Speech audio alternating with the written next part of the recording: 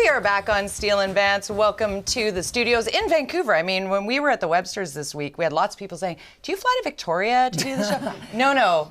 We are here in the Vancouver studios. However, we will fly to Victoria. Wouldn't it be great? HeliChat, hello. Hello. It's a little harder for me, though, because I'm a mom. So, I mean, I got to be, and we're going to talk about parenting now. Let's talk about let's get into it. Because, sorry? No, Well, I was just going to say that in BC right now, the fertility rate is down about 22% in BC. And it makes sense because it's so expensive to live, to buy a house, daycare, everything. You can't even afford to live in Vancouver. So it kind of makes sense, right? But here's the thing, Jody. In Canada, only one in five couples is now saying, not going to have any kids, right? And 52% of BC couples right now don't have any kids at all. This is according to StatsCan. 1 in 5 say we're going to have fewer kids, and 14% have said, well, I'll wait until later. But I was that. Were you? I was the 14%, yes. Okay. I waited until later. I didn't get married until I was 36 years old.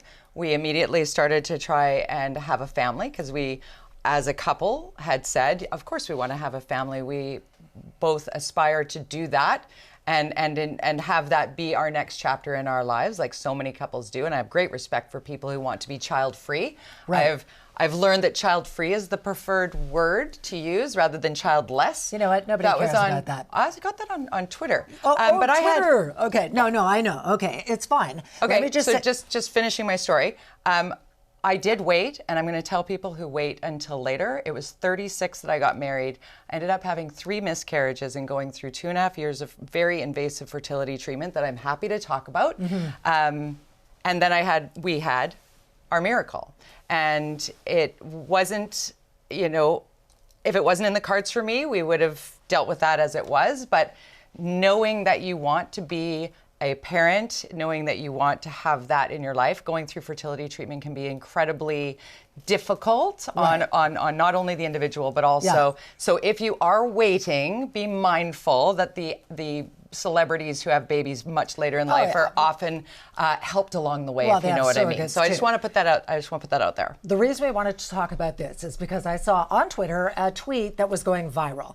This guy said, I genuinely don't understand people who adamantly don't want kids. And then there were thousands and thousands of tweets, comments about it, saying people who don't want to have kids are selfish. And it was a back and forth attack on decisions. Who's this guy? He's someone who has hundreds of thousands of followers. So he is a fairly influential Twitter personality. Right. This is the thing that really makes me crazy, is this idea that if you don't have kids, and in my situation, my husband and I talked, we were married in our 20s, we said, are we going to have kids? And was like, meh, okay, we'll have one, but we're going to do it on my schedule because I had a career, I was in TV already, and then I swear to God, we never talked about it again. So clearly we were not that invested. No. And if I have never, kids, don't have kids. We've been married 33 years and I have never once regretted our decision not to have children.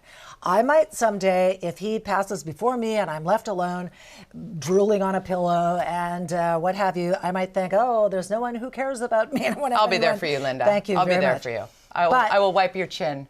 So 2 very different decisions. But the idea that people who choose not to have children for economic reasons, I had no maternal clock, apparently. So that's my thing.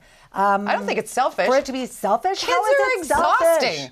Kids are it's not selfish. People who want to have kids because they want to, put them on Instagram, or I'm going to be a mom, or look at me, I want a gender reveal party. I've always wanted one of those. Those are not people who should be parents. Parenting is very challenging and difficult. And if you don't absolutely feel you must have children and have that maternal instinct, don't do it. I respect your choice to not have children. Well, and the idea that you're selfish if you don't want to have kids for whatever reason.